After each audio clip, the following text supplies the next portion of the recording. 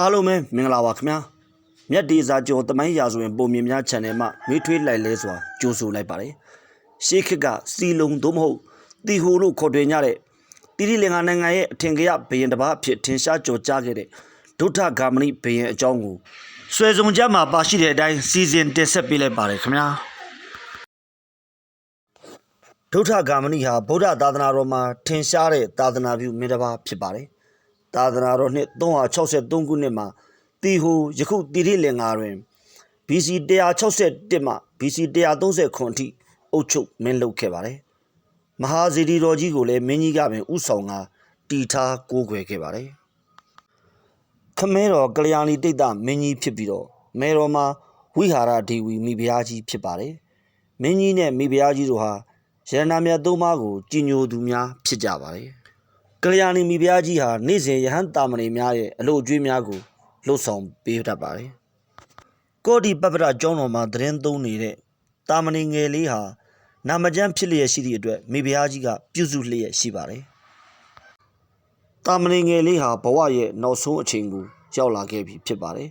ထိုအချိန်မှာမိဖုရားကြီးတော်မှာအမွေဆက်ခံမဲ့သူမရှိဘဲဖြစ်နေပါတယ်ထိုအခါအဘိညာယဟန်တစ်ပါးကတိုက်တွန်းတဲ့အတွက်မိဖုရားကြီးဟာတာမဏေငယ်လေးရဲ့နားမှာထိုင်ပြီးမိမိတို့ရဲ့သားအဖြစ်ကိုဆူတောင်းရန်ပြောလေရာမင်းအဖြစ်ကိုအလိုမရှိကြောင်းပြောဆိုခဲ့ပါတယ်နောက်တစ်ချိန်မှာပြောဆိုရမှာတော့တာမဏေငယ်ဟာမိဖုရားကိုကြည့်ကာသားအဖြစ်ကိုဆူတောင်းခဲ့ပါတယ်ဒီလိုနဲ့မိဖုရားကြီးဟာနှုတ်ငိုတန်ဒီဆောင်ခဲ့ရပါတယ်နောင်ဖွားမြင်လာတဲ့အခါဂါမဏိမင်းသားလို့အမည်တွင်ခဲ့ပါတယ်နောင်တွင်ဒုဋ္ဌဂါမဏိမင်းဖြစ်လာမိဂါမဏိမင်းသားကိုကိုဝန်လွယ်ထားစဉ်မိမတို့တဘာဝအတိုင်းထူးခြားသောချင်းချင်းများဖြစ်ခဲ့ပါတယ်ထိုချင်းချင်းသုံးမျိုးကတော့နွားလားကန်ရှိသောပြားအုံကိုဥကောင်းရင်းမှထားပြီးလက်ဝဲပါးနဲ့လျောင်းကတန်ဃာတော်များအားပြားစွမ်းကတ်လှူပြီးနောက်ကျွင့်ကြံသောပြားစွမ်းကိုစားခြင်းချင်းအေလာယကျင်းမင်းစစ်သူကြီးဥကောင်းကိုဖျက်သည့်တန်လျက်ကိုဆေးထားသည့်ရေကိုတောက်လိုခြင်းအနုရာဓမြို့အနီးကြီးမားသောကံထဲမှကြာကိုဆင်မြန်းလိုခြင်းတို့ဖြစ်ပါတယ်ဤချင်းချင်းတို့ဟာ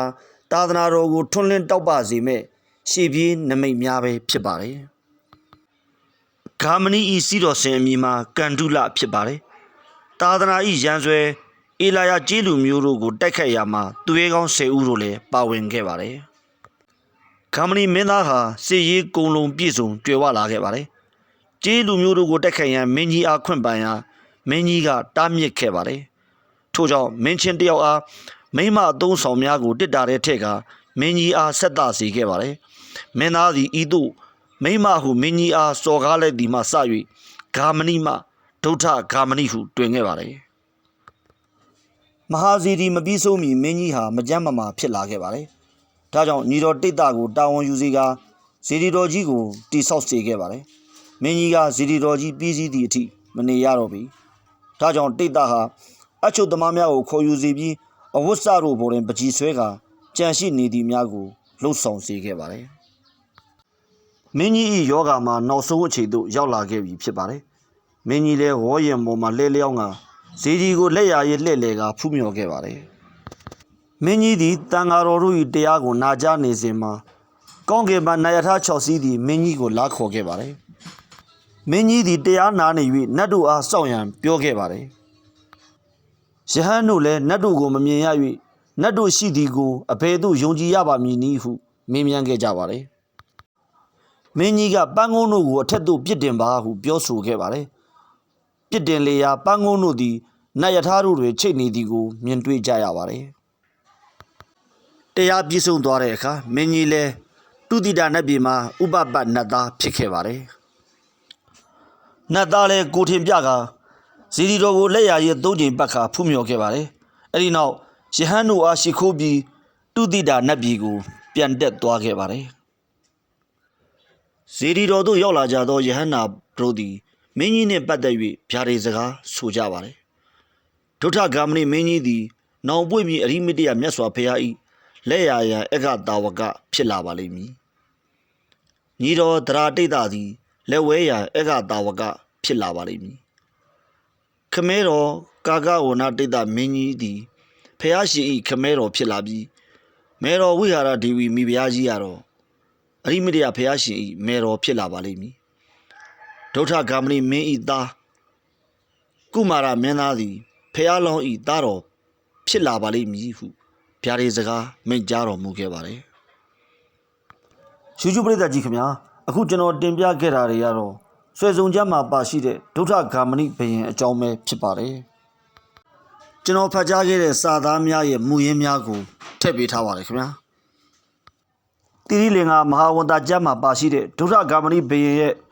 နိုင်ငံရေးဘာသာရေးဆောင်ရွက်ချက်များကိုသိရှိသမျှဆက်လက်တင်ဆက်ပေးလိုပါတယ်ခင်ဗျာမဟာဝန္တအယဒုဋ္ဌဂါမဏိဘုရင်ဤအထုပတ္တိမူလဇာတိနှင့်နောက်ခံ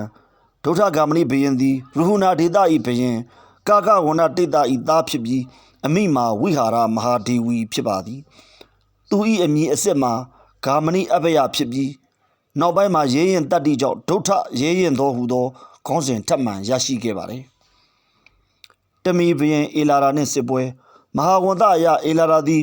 တမီမင်းဖြစ်ပြီးအနုရာဓပူရကိုအုပ်ချုပ်နေခဲ့ပါတယ်ဒုဋ္ဌဂါမဏိသည်တိရိလင်္ကာကျွန်းကိုတနိုင်ငံနဲ့အဖြစ်ပြန်လည်ပေါင်းစည်းရန်သာသနာကိုကာကွယ်ရန်ဟူသောရည်ရွယ်ချက်များဖြင့်စစ်ပွဲများဆင်နွှဲခဲ့ပါတယ်ဆင်စည်းခြင်းတိုက်ခိုက်မှုမဟာဝန္တတွင်အလွန်ထင်ရှားစွာဖော်ပြထားသည့်အချက်မှာဒုဋ္ဌဂါမဏိနှင့်အေလာရာတို့၏ဆင်စည်းခြင်းတိုက်ပွဲဖြစ်သည်ဒုဋ္ဌဂါမဏိ၏ဆင်အမည်ကန်ဒုလာအေလာရာကိုတိုက်ခိုက်၍အနိုင်ရရှိခဲ့သည်အေလာရာသည်ဆုံးပြီးနောက်ဒုဋ္ဌဂါမဏိသည်အေလာရာအတွက်အထိတ်အမှတ်တစ်ခုပြုလုပ်ပေးခဲ့သည်ဤအချက်ကိုမဟာဝန္တတွင်ရန်သူကိုယ်တော်တရားမျှတစွာဆက်ဆံသောဘုရင်ဟုဖော်ပြထားခဲ့ပါတယ်ဘာသာရေးဆောင်ရွက်မှုများဒုဋ္ဌဂါမဏိသည်ထေရဝါဒဗုဒ္ဓသာသနာ၏အကြီးမားဆုံးအထောက်ပံ့ပေးဘုရင်အဖြစ်ဖော်ပြထားပါတယ်မဟာဝန္တအရာတည်ခဲ့သောဇီတိများမှာရဝံဝေလိစရမိရိသဝတိယလောဟပတာရခေါ် Present Palace တို့ပဲဖြစ်ပါတယ်အထူးသဖြင့်မဟာသေယကိုဗုဒ္ဓသာသနာ၏အထွတ်အမြတ်အဖြစ်ဖော်ပြထားပါတယ်နောင်တနှင့်ယဟန်တော်များ၏ဆုံးမမှုစစ်ပွဲများကြောင့်လူများသေဆုံးခဲ့ခြင်းပေါ်ဒုဋ္ဌဂါမဏိသည်နောင်တကြီးမားစွာခံစားခဲ့ရသည်သို့သောယဟန်တော်များကသာသနာကိုကာကွယ်ရန်တရားမျှတစွာလှုပ်ဆောင်ခဲ့ခြင်းသာဖြစ်သည်ဟုဆုံးမပေးခဲ့ကြောင်းမဟာဝန္တမှာဖော်ပြထားပါတယ်ဒီအချက်ဟာမဟာဝန္တကျမ်းများကိုအပြည့်အဝယုံကြည်သူများနဲ့အပြည့်အဝယုံကြည်မှုမရှိသူများကြားမှာထောက်ပြဝေဖန်စရာအချက်တစ်ခုဖြစ်နေကြောင်းခေတ်သစ်သမိုင်းသုတေသီများကဝေဖန်ထားပါတယ်မြည်တို့ပဲဆိုစေကမူဒုဋ္ဌဂါမဏိဘုရင်သည်ထေရဝါဒဗုဒ္ဓသာသနာ၏အကြီးမားဆုံးအထောက်အပံ့ပေးဘုရင်ဖြစ်ကြောင်းသူတည်ထားခဲ့တဲ့ဘုရားစီတီကြီးများကယနေ့ထိတိုင်အကောင်းဆုံးသက်သေပြလျက်ရှိနေပါတယ်YouTube ပရိသတ်များအားလုံးကိုယ်စိတ်နှဖျားရှင်လန်းချမ်းမြေတော်မူနိုင်ကြပါစေခင်ဗျာ